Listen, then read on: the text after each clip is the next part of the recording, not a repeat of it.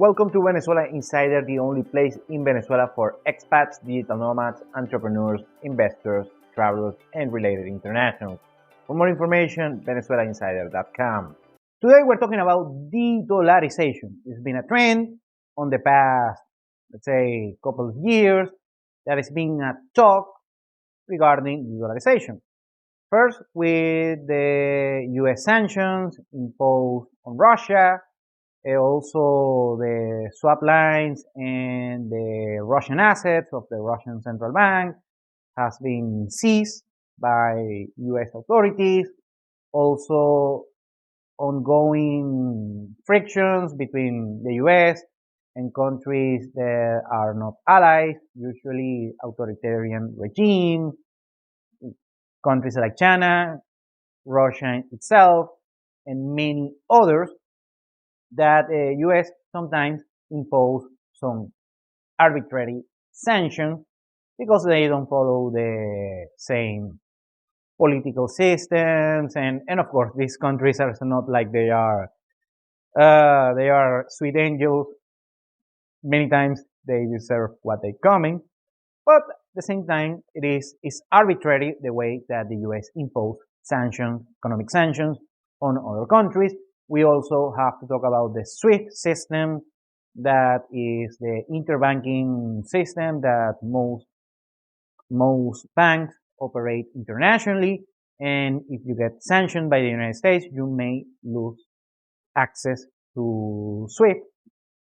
And of course, most of the transactions are done on USDs, and it's the main reserve currency of the world. And of course, you do this so by this very complicated, convoluted financial system with the treasury bonds and yields and the Federal Reserve and interest rates and so on and so on. And I'm not going to give today a macroeconomic class, but right now the trend is there has been talk about finding an alternative to the US dollar as the reserve currency of the world. We also have been listening to talk of this bloc, the BRICS nations, Brazil, Russia, India, China, and South Africa, that their economies and on GDP, they just surpassed the G7 economies, US, Canada, Australia, basically US and their main allies. Very good. So there have been some talks about maybe the dollar being replaced by the yuan, the renminbi, the Chinese currency, or just trade amongst themselves on their respective currency. So it's been this talk, and even in the United States there is a little bit of fear of the dollar losing the reserve currency status. So the thing is, my personal take is that's not going to happen on the near future. Maybe on a decade or two, but there is no alternative. You know, TINA, there is no alternative. There is a popular acronym on financial talks. And also there is the saying on the financial world that the dollar is the cleanest dirty shirt on the hamper. And I agree. Because if you think the USD is bad, believe me, the rest of the fiat currencies are way worse. And let's start by China. China, the yuan, is in control of this autocratic regime of China. China has done a lot of good things on economics in the past couple of decades.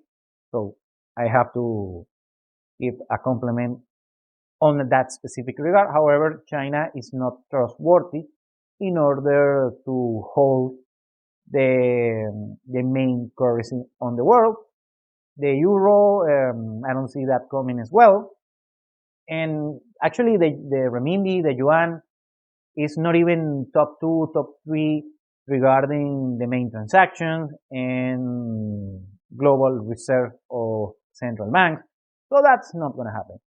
Now, it's going to happen in Venezuela. Recently, the president, Nicolas Maduro, has said that Venezuela is going to go through a de-dollarization process. And yet again, It's just a cope. It's not going to happen. And today we're going to explain why.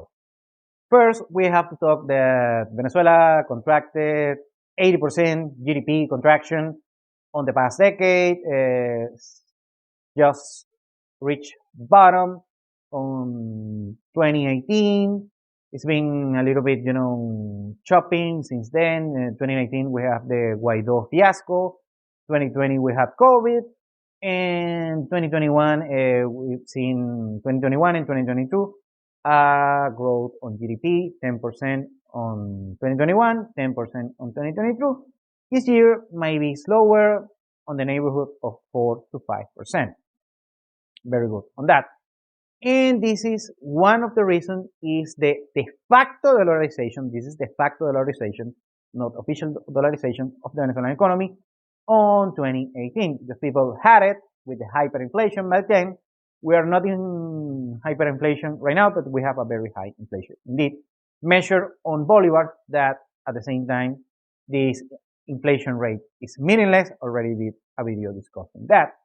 Anyway, so now the mindset or the sentiment on the market is USD or bust. Everything, the standard right now is the USD. We still have a lot of transactions on bolivars, but usually for either small denomination payments or for public fees and taxes. Very good.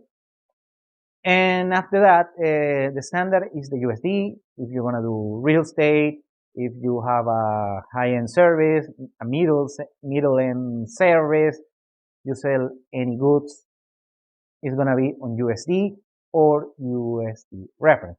Also, you can pay on euros.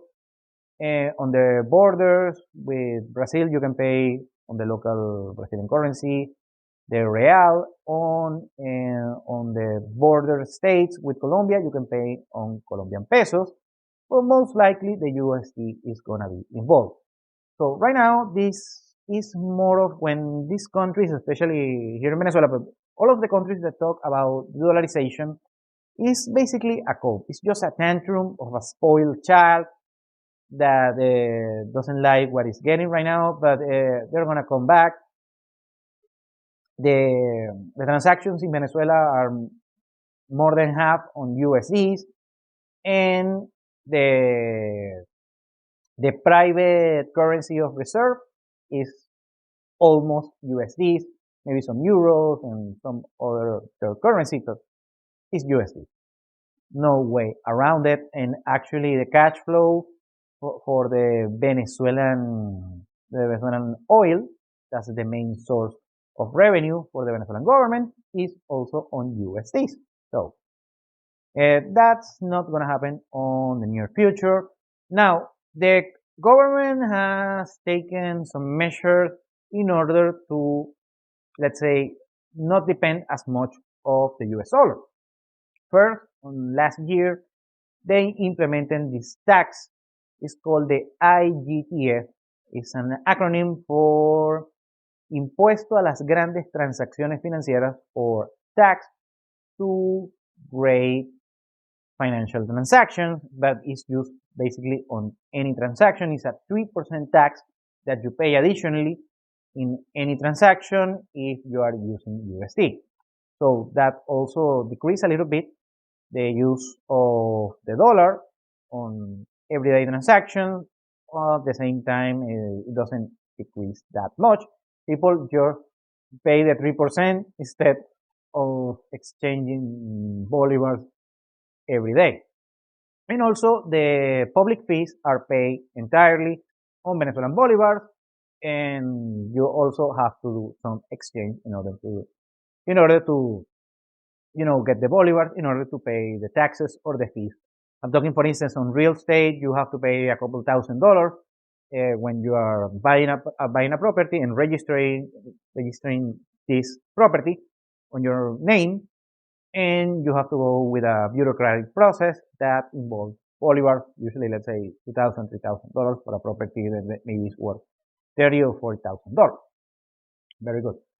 And also the taxes, of course, the income tax is paid on bolivars, and the the local payments that you do with the city hall and such, you also have to do it on Venezuelan Bolivar. But besides that, it's just a nothing burger. The people, actually, the Bolivars are quite scared right now in Venezuela. It's not like you see, these pictures just a few years ago with these blocks, a lot of blocks of bills, of Venezuelan Bolivar bills.